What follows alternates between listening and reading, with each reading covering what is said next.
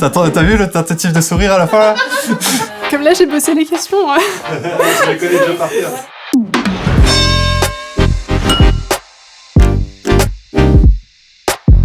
Bonjour, moi c'est Quentin, je suis médecin en santé publique. Pourquoi se vacciner pour aller à un concert si je peux juste montrer un test négatif?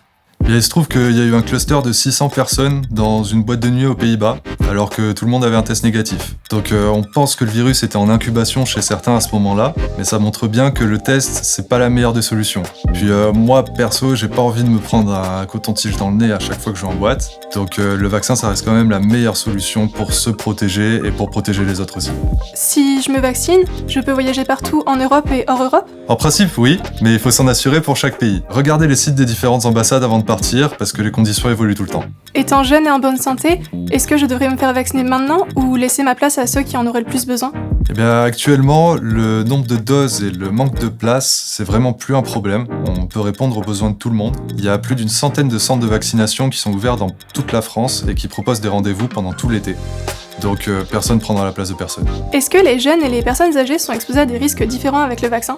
Si on prend l'exemple d'AstraZeneca, il y a eu quelques cas de caillots sanguins, certes extrêmement rares, mais qui ont tous eu lieu chez des personnes de moins de 50 ans. Aucun lien formel n'a pu être établi avec le vaccin.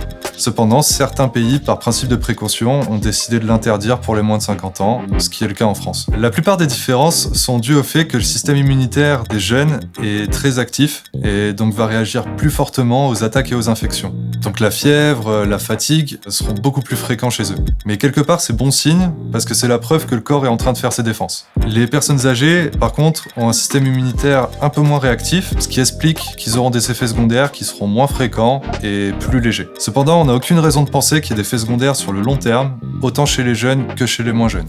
A-t-on des garanties que les vaccins vont éradiquer le Covid? Ce dont on est sûr, c'est qu'avec suffisamment de personnes vaccinées, on pourrait arriver à rendre le virus inoffensif, et donc arriver à vivre avec, un peu comme la grippe. Il existerait toujours, avec peut-être des nouveaux variants de temps en temps, mais si tout le monde est protégé contre les formes graves, il n'y aurait aucune raison de mettre en place des mesures de restriction sanitaire, et on pourrait tous vivre normalement. Pour finir, je vous encourage à aller vous faire vacciner pendant les vacances, parce qu'à la rentrée, tout le monde va se retrouver, et ça sera beaucoup mieux si tout le monde est immunisé.